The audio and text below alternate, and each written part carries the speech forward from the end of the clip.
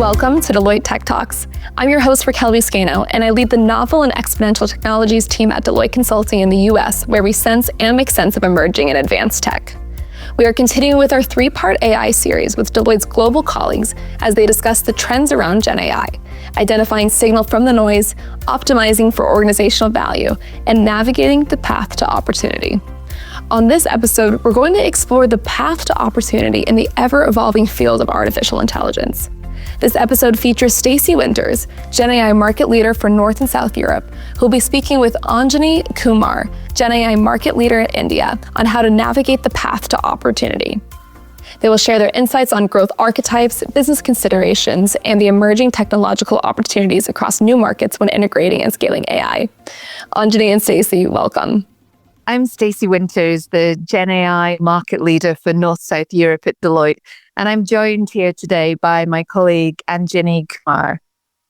Hi, Stacey. An absolute pleasure to join you for this podcast.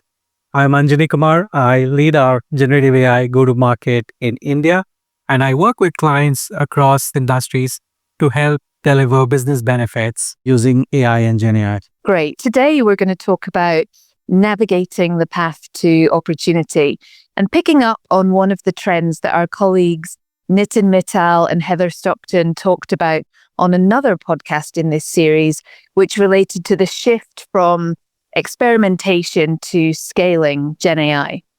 And Ginny, I'm really interested to get your perspective on when the right time to consider the cost implications of AI is.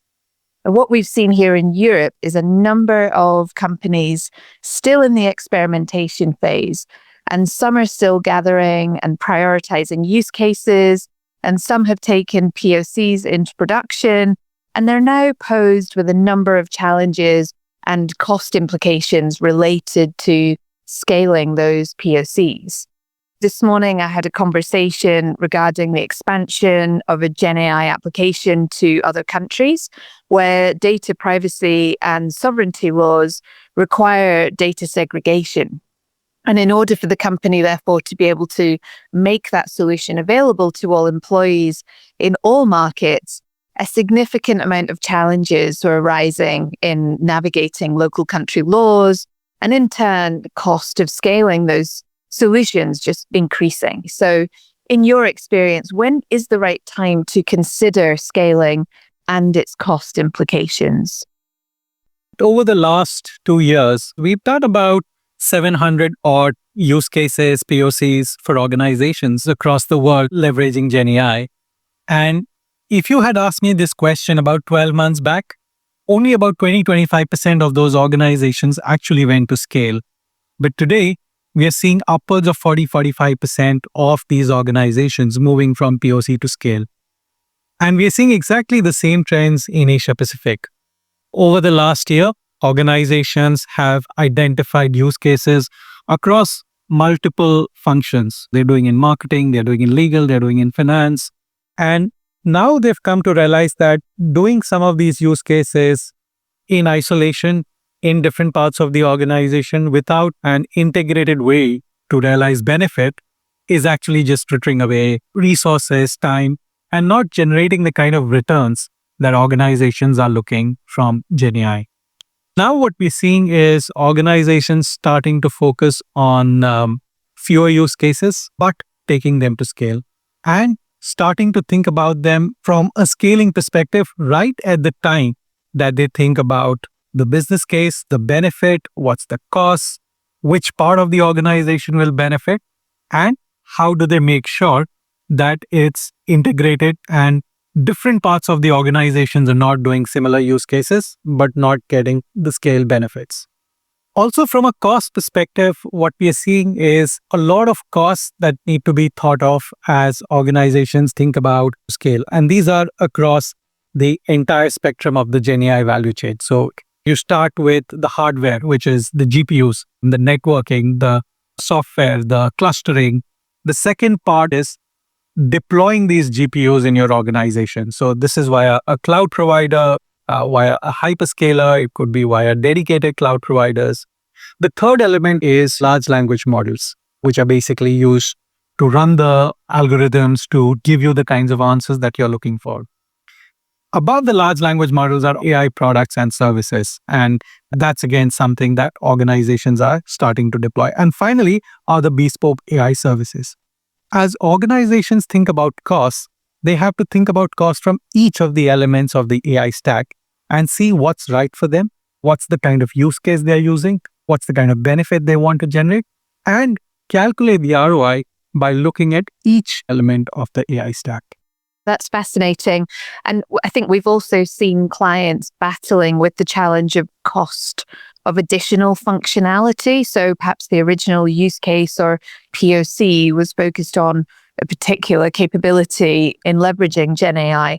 But as the solutions go through further development against a backdrop of what can often be slow adoption in the organization, they can see that there's just going to add more cost. For example, we talked this morning about adding image generation and what that would mean per user if a user was to generate so many images or use so many prompts in a day. And you could see the organization's reaction to what that meant when they were going to deploy that application at scale.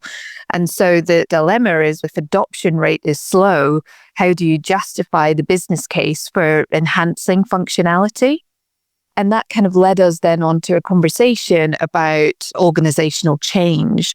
And one of my clients was considering taking 80% of their IT budget and spending it on change management, because they see fundamentally that adoption is going to be a significant barrier to the success of their transformation. And you can have all the GenAI enabled solutions you want, but if no one's going to use them, then how do you justify the spend? So keen to understand from your perspective, what's the amount of effort that you think an organization should be putting into organizational change as they navigate the road to opportunity?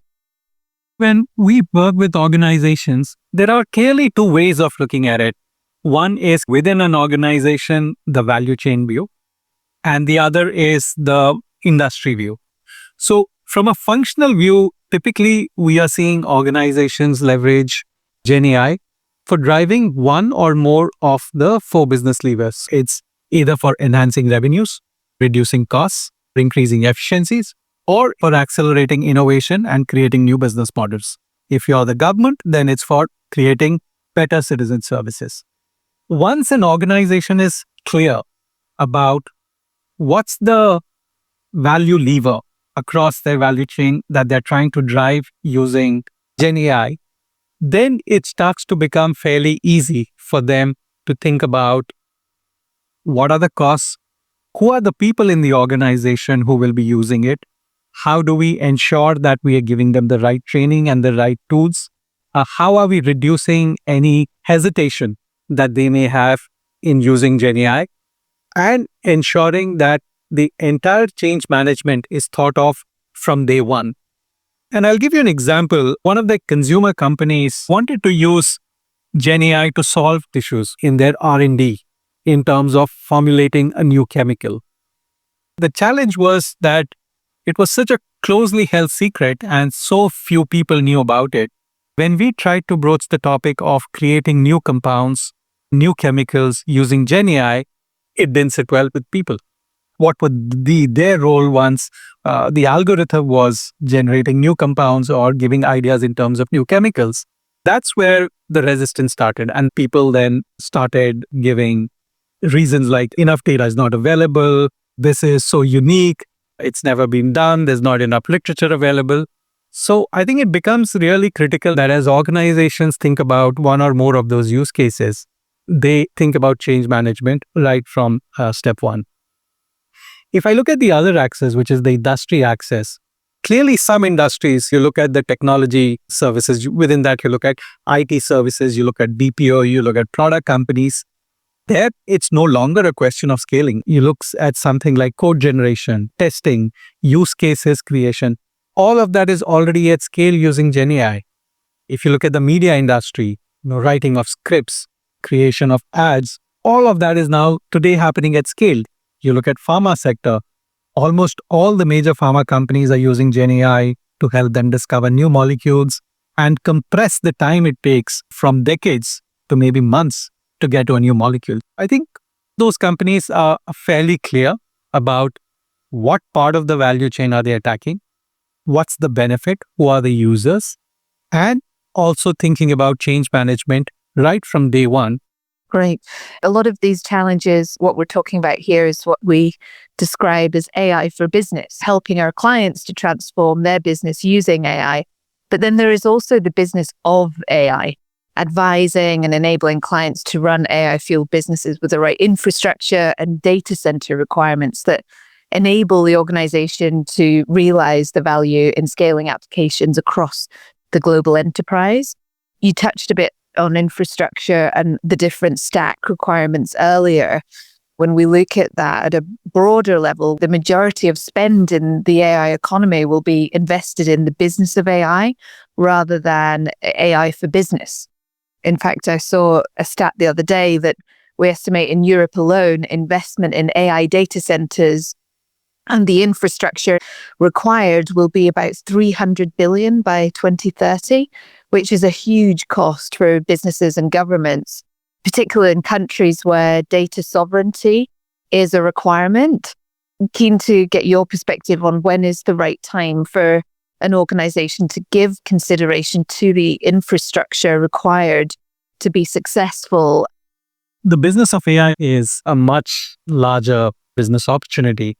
You talked about 300 billion as potential investment. I think according to some estimates, over the next 5 to 6 years, the world may see about $1 trillion of investments in either setting up new AI infrastructure or upgrading current infrastructure, which may not be AI ready, to an AI ready infrastructure. That's the scale of opportunity that we are looking at. And it becomes critical because unless and until the base of the AI stack, as I spoke about, which is the GPUs, the networking, the data centers are all in place, none of the other elements of the stack even come into consideration. From an organization's perspective, it's an opportunity in itself. So for example, a lot of conglomerates that we speak to are looking at getting into the business of AI data centers as an opportunity. A lot of the telcos that we speak to are looking at this as a new opportunity to get away from the commoditized voice and data that they've been providing to customers. If you look at power being one of the biggest inputs to these data centers, so we are looking at power utility companies thinking about expanding and forward integrating into getting into the AI data center space. Similarly, real estate companies is another segment who looks at this as a large opportunity for them to diversify their revenue streams. So from a business of AI, we are clearly seeing large opportunities in the market, and we are seeing companies realigning their positions and looking at making significant investments. You spoke about data sovereignty. You spoke about data being so critical to growth of countries that almost every government is laying out a plan in terms of how will they make AI infrastructure available in that country. And again, if you look at the cost today, it's not cheap to set these data centers up. And if as a country, you want to make the most of this, you have to provide access to your academic institutions, to startups, to research institutions, and not necessarily at cost. We are seeing governments subsidize that heavily because it's so critical for every country to have access to these data centers, access to compute, for them to be able to create a differentiation for themselves. Yeah, and that competition from economy to economy will no doubt lead to an increase in geopolitics and export control restrictions, which could impact the foreign availability of GenAI technology and the equipment required to produce that technology. So it gets quite complex and requires significant planning and investment and consideration upfront for the full challenge of scale from a cost perspective, an adoption perspective, and also then just availability. And all of this could substantially impact a company's roadmap to success. Many might therefore say it's too complicated, and they just want to wait and see what might be made available through their existing software enterprise platform and cloud providers. So what would you say to that? What we are seeing is the tipping point is coming when companies start moving from POC to scale. And at that point of time, they start thinking about choices that they have to make across each of the elements of the stack. So for example, in terms of GPUs, the questions they start thinking about, should it be an on-prem data center, or should I work with one of the hyperscalers or some other dedicated data center, or should it be a hybrid model? Then as you go up the stack, they start thinking about, should one of the LLMs that I use, should I look at one of the large publicly available LLMs, or should I use open source LLMs, or should I create bespoke small language models? Similarly, as they go up and think about AI products, again, what's the right product for me? What kind of pricing is right for me? And finally, on services, they are also looking at each of the large enterprise software manufacturers build in agentic workflows into their processes. And then organizations are thinking, should I adopt those workflows, which will come to me as my subscription to these enterprise software expands, or should I create bespoke AI services? So as organizations move to production and scale environment, we see them making these conscious choices across each of the elements of the AI stack. Great. Could talk to you for hours about the topic of agentic workforce, which is also a really exciting trend that we're seeing. But we've got to wrap this up now. So I think in conclusion, we'd advise earlier consideration of the challenges of scaling, thinking earlier about the cost implications and the risk and regulatory challenges that you'll face on that road to opportunity. And also suggest that change management and adoption are core design principles of your roadmap and given much earlier prioritization than we've seen from a number of companies already. Finally, think about the business of AI as well as AI for business and what that means for your future enterprise. Anjani, it's been a pleasure. Great talking to you. Likewise, Stacey, it's been a pleasure having this conversation. Thank you, Anjani and Stacey, for sharing your insights with us today. It's been a truly enlightening discussion. To all our listeners, thanks for tuning into this episode of Tech Talks. If you enjoyed this episode, please share and subscribe, and make sure you check out our other episodes in this series where we discuss AI trends and identifying the signal from the noise and optimizing for organizational value.